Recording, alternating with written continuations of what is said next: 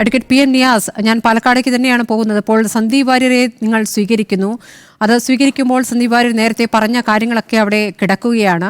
അപ്പോൾ ഈ തരത്തിൽ എപ്പോൾ വേണമെങ്കിലും അങ്ങോട്ടും ഇങ്ങോട്ടും പോകാനും വരാനും ഒക്കെ പറ്റുന്ന രീതിയിൽ അത്രത്തോളം ലൂസായിരിക്കുന്നു കാര്യങ്ങൾ എന്നുള്ളതാണ്. എവിടേക്ക് വേണം പോകാവുന്ന രീതിയിൽ പ്രത്യയശാസ്ത്രത്തിൻ്റെതായ ഒരു കെട്ടുപാടുകളും ബുദ്ധിമുട്ടുകളും ഇല്ല ഇനി രാഷ്ട്രീയ പാർട്ടികളിൽ നിന്നാണോ മനസ്സിലാക്കേണ്ടത്? പാലക്കാട് അതാണോ നൽകുന്ന ഒരു സൂചന? നമുക്ക് പാലക്കാട് പ്രത്യയശാസ്ത്രവും രാഷ്ട്രീയവുമാണോ എൽ ഡി എഫിൻ്റെ ഭാഗത്തുനിന്നും മറ്റും ഉണ്ടായിട്ടുള്ളത്? നമ്മൾ ആലോചിക്കുന്ന രാഷ്ട്രീയ പാർട്ടിയിൽ എൽ ഡി എഫിൻ്റെ സ്ഥാനാർത്ഥി തന്നെ ആരാണ്?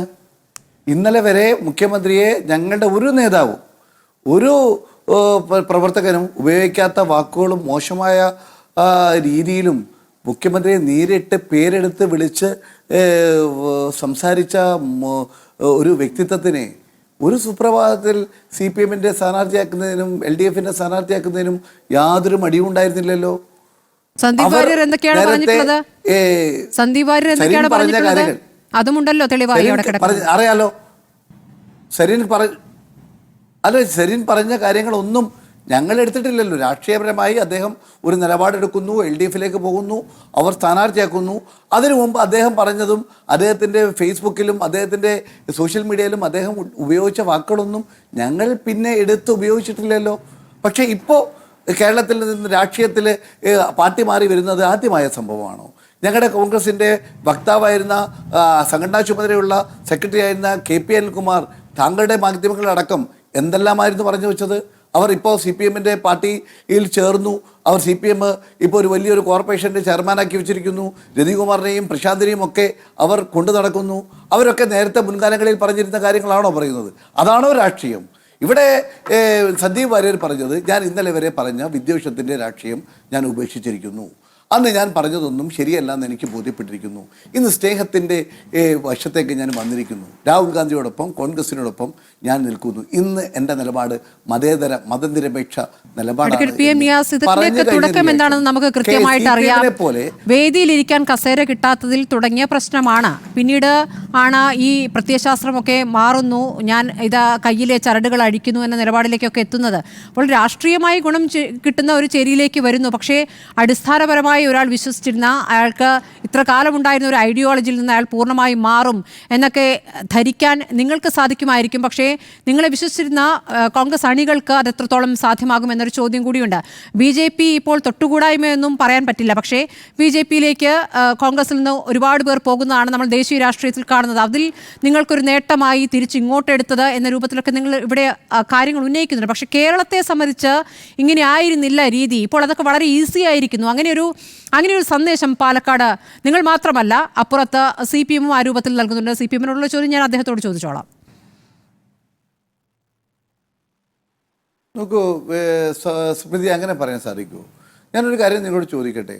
ഇവിടെ ഒരു കസേര കിട്ടാത്തത് കൊണ്ട് ഒരാൾ പാർട്ടി മാറിയപ്പം അത് വലിയ വിഷയമായി. ഒരു പാർട്ടിയിൽ മത്സരിക്കാനുള്ള സീറ്റ് കിട്ടാത്തത് കൊണ്ടാണല്ലോ അദ്ദേഹം മറുഭാഗത്തേക്ക് ചാടിയത്. അപ്പോൾ ഒന്നിനെ കൊണ്ട് എതിരിടാനോ ഒന്നിനെ കൊണ്ട് പ്രതിരോധിക്കാനോ ഞങ്ങൾ ആഗ്രഹിക്കുന്നില്ല. പക്ഷെ ഒരു കാര്യം സത്യസന്ധമായി പറയണം. തെരഞ്ഞെടുപ്പ് അങ്ങ് പറഞ്ഞ ഒരു ചോദ്യം കറക്റ്റാണ്. പ്രത്യയശാസ്ത്രപരമായി തെരഞ്ഞെടുപ്പ് നേരിടുന്ന രീതിയാണ് LDFനും CPM ഉള്ളത്. അവർ കഴിഞ്ഞ വടകരയിലും പ്രത്യയശാസ്ത്രമല്ലല്ലോ വെച്ചത്. വർഗീയതയുടെ മൂടുപടം പിടിച്ച് അതിൻ്റെ വള്ളിനക്കരയിൽ പിടിച്ച് നടക്കുകയല്ലായിരുന്നു. അത് അവസാനം അവർക്ക് തന്നെ എതിരായി വന്നില്ലേ? അത് തന്നെ പാലക്കാട് സംഭവിക്കും. അവിടെ നിങ്ങൾ കാഫർ പ്രയോഗം ഉപയോഗിച്ച് അത് മുസ്ലിം ലീഗിൻ്റെ ഒരു പ്രവർത്തകൻ്റെ തലയിൽ കെട്ടിവെച്ച് UDF അങ്ങനെയാണ് പ്രചരിപ്പിക്കുന്നത് വരുത്തി തീർക്കാനുള്ള ശ്രമം നടത്തിയെങ്കിൽ ഇത്തവണ സ്ട്രെയിറ്റ് ആയിട്ടാണ് നിങ്ങൾ പറഞ്ഞിരിക്കുന്നത്. സ്ട്രെയിറ്റായി സന്ദീപ് വാര്യർ മുൻപ് മുസ്ലിം വിരുദ്ധം പറഞ്ഞിരുന്ന സ്റ്റേറ്റ്മെൻറ്റുകൾ, അദ്ദേഹം നിഷേധിച്ചിട്ടുള്ള സ്റ്റേറ്റ്മെൻറ്റുകൾ പത്രപരസ്യം നടത്തി. അതും സാങ്കേതികമായി നിലനിൽക്കാത്ത അല്ലെങ്കിൽ നിയമവിരുദ്ധമായ ഒരു രീതിയിലൂടെ പത്രപരസ്യം നടത്തി. അതും 2 പത്രങ്ങളിൽ മാത്രം തെരഞ്ഞു പിടിച്ച് മുന്നോട്ട് പോകുന്ന രീതി, അത് പ്രത്യയശാസ്ത്രപരമല്ല എന്ന് എല്ലാവർക്കും അറിയാമല്ലോ. ഞങ്ങളിവിടെ പറയുന്നത് ഞങ്ങൾക്ക് 2 കാര്യങ്ങളുണ്ട് ഈ തെരഞ്ഞെടുപ്പിൽ. 2 കാര്യങ്ങൾ. ഒന്ന്, കേരളത്തിലെ നിയമസഭയിലേക്ക് നടക്കുന്ന തിരഞ്ഞെടുപ്പ്. ആ നിയമസഭയിൽ നടക്കുന്ന തിരഞ്ഞെടുപ്പിൽ സർക്കാരിൻ്റെ ദുഷ്ചെയ്തികൾ, ഏറ്റവും ഒടുവിൽ വന്ന കണ്ണൂർ ADM നവീൻ ബാബു ഉൾപ്പെടെയുള്ള ആളുകളുടെ മരണത്തിൽ നിങ്ങൾ കാണിച്ച നിലപാട്, വാളയാറിലെ പെൺകുട്ടികളോട് നിങ്ങൾ കാണിച്ച നിലപാട്, അതിലെ ക്രൂരത ഉണ്ടാക്കിയ ആളുകൾക്കൊപ്പം നിങ്ങൾ നിന്ന, ഇരകൾക്കൊപ്പമല്ല വേട്ടക്കാർക്കൊപ്പം നിന്ന നിലപാട്, നിങ്ങളുടെ മുഖ്യമന്ത്രിയുടെയും CPM-ന്റെയും അഴിമതി, പാർട്ടിയിൽ ജനദ്രോഹതരമായ നിലപാടുകൾ, പെൻഷൻ കൊടുക്കാത്തത്, അതുപോലെ പാലക്കാട് ഉയർന്നു കേട്ടത് എന്നുള്ളതാണ്. പാലക്കാട് ഇതൊന്നുമല്ല ഉയർന്നു കേട്ടത് എന്നുള്ളതാണല്ലോ നമ്മുടെ മുന്നിൽ കണ്ടത്. ഞാനൊന്ന് കംപ്ലീറ്റ് ചെയ്തോട്ടെ. അതാണ് ഞങ്ങൾ നിലപാടെടുത്തത്. ആ നിലപാടെടുത്ത് മുന്നോട്ട് പോയപ്പോഴാണ് അതൊന്നുമല്ല, ഇത് മറ്റു ചില വിഷയങ്ങളാണെന്ന് തിരിച്ചുകൊണ്ട് മുന്നോട്ട് പോകുന്നു. ഞാൻ ചോദിക്കട്ടെ, CPM-ന്റെ നിലപാടുകൾ അത് വർഗീയമായി ചെരിതിരിവുണ്ടാക്കുന്ന മുദ്രാവാക്യങ്ങളായിരുന്നില്ല. അവർക്കറിയാം അവർ ജയിക്കില്ല എന്ന്. പക്ഷെ അവർക്കൊരു ഉദ്ദേശമുണ്ടായിരുന്നു. അത് തൃശ്ശൂരിൽ അവർ നടപ്പിലാക്കി വിജയിച്ച മുഖ്യമന്ത്രിയും RSSും നരേന്ദ്രമോദിയും തമ്മിലുള്ള ബന്ധത്തിൻ്റെ പരിപാലനമായി അവിടെ ഒരു MP-യെ RSSകാരനായ ഒരു BJP MP-യെ ജയിപ്പിക്കാൻ അവരെടുത്ത അതേ നിലപാട് തന്നെയാണ് ഇവിടെ എടുക്കുന്നത്. കോൺഗ്രസിൻ്റെ ന്യൂനപക്ഷ വോട്ടുകൾ ഇല്ലാതാക്കുക. അതിൻ്റെ ഫലം എന്തുണ്ടാകും? BJPക്ക് 2ാം സ്ഥാനത്തുള്ള BJPക്ക് എളുപ്പം ജയിച്ചു കയറാനായി.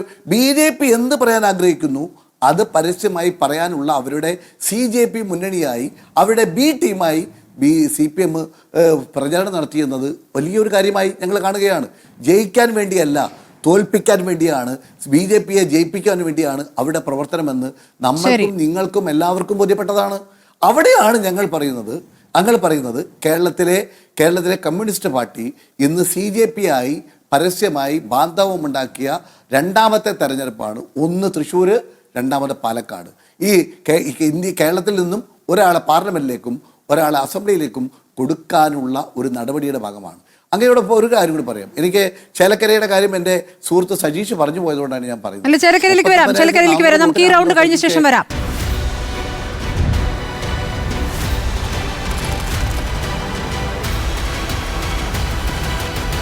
ഡിബേറ്റ് വിത്ത് സ്മൃതി പരുത്തിക്കാട്.